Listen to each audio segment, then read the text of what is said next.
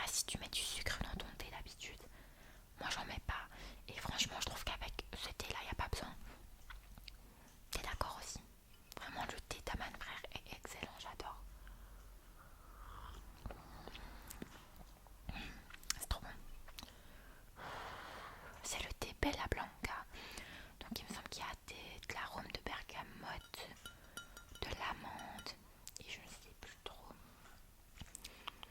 Mais il est super bon.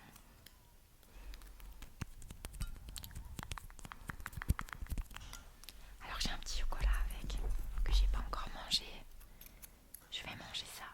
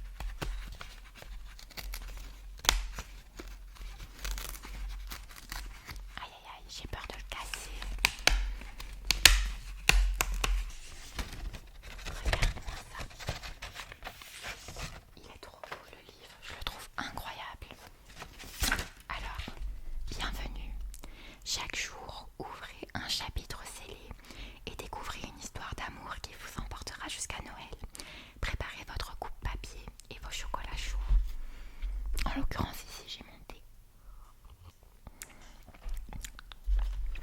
Donc on va lire le 1er décembre.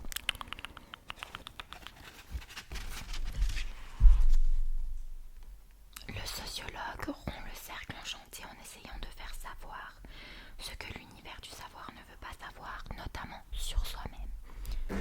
Oula, pardon. Ça, c'était une citation. Voilà. Si je devais rompre le cercle de quelque chose, ce serait celui où je vais à des cours qui me donnent envie de rester au fond de mon lit. Je dois me battre pour ne pas bâiller à m'en décrocher la mâchoire. Qui pourrait me donner le sens de cette phrase ? Demande notre prof de socio. Dans l'amphi, pas un étudiant ne se risque à répondre. À la fois, le prof doit avoir un peu de mal à nous prendre au sérieux. On est environ 180 et plus de la moitié d'entre nous portent un bonnet, un pull ou un serre-tête de Noël. Dès le 1er décembre, c'est chaque année pareil. Et le dernier jour avant les vacances, certains seront même déguisés en père ou mère Noël. Personne, répète-t-il, de toute évidence. Alors, je me penche vers Inès. De nous deux, c'est elle la grosse tête. Toi, vas-y. Ben tiens, je connais tous les livres de ce type sur le bout des doigts, comme chacun sait. On se marre. 11h, fin des cours. Ça fait pas un pli. Tout le monde range ses affaires. Le prof nous arrête en créant un Larsen horripilant dans le micro. J'aurais dû le savoir, tant qu'on n'est pas sorti de l'amphi, tout est encore possible. Puisque ce personnage semble vous passionner, je vous invite à vous trouver un binôme pour me rendre une biographie complète de Pierre Bourdieu, ainsi qu'une étude sur la portée politique de ses recherches. Vous me les rendrez jeudi prochain, ça vous laisse 7 jours. Bon courage et à la semaine prochaine. Soupir collectif, à 10 jours des partiels, c'est raide. Je rassemble mes notes, les mets dans mon sac et me tourne vers Inès. Je vais lui demander un truc qui va faire pleuvoir des grenouilles. C'est à parier. Tu veux qu'on commence maintenant ? Même Inès est surprise. Tu me charries ?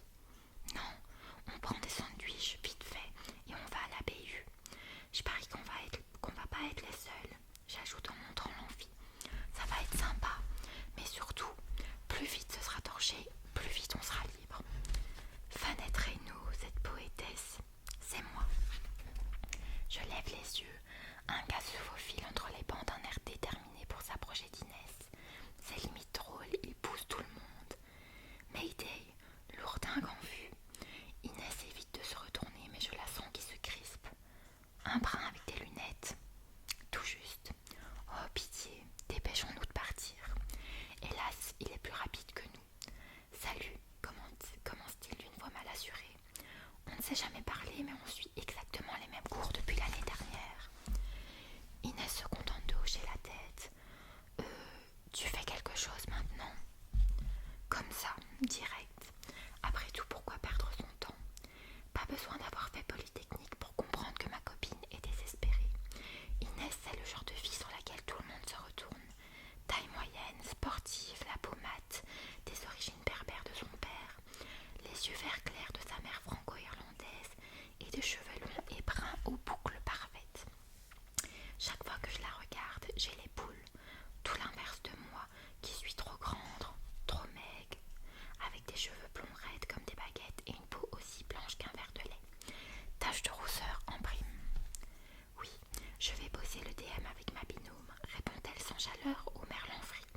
Désolée, je dois y aller. Elle ne lui dit pas au revoir, prend ses affaires et me fait signe qu'on peut partir. C'est la 10e fois depuis le début de l'année qu'on la branche comme ça. Je crois qu'elle en a marre. Je fais un petit sourire gêné à l'amoureux, mis sur la touche et rejoins ma copine. Ça va ? Ouais, j'ai vu qu'il n'arrêtait pas de me regarder pendant le cours. Ça me saoule. Il y a écrit sur ma tête, tente ta chance, je pourrais peut-être bien dire oui. T'as qu'à être plus moche. J'y penserai. Tiens, en parlant de mocheté, regarde qui arrive. Je lève les yeux et le découvre qui marche dans ma direction, un sourire hollywoodien accroché aux lèvres. Gabin, mon chum. Il avance d'un air décontracté, passe une main dans ses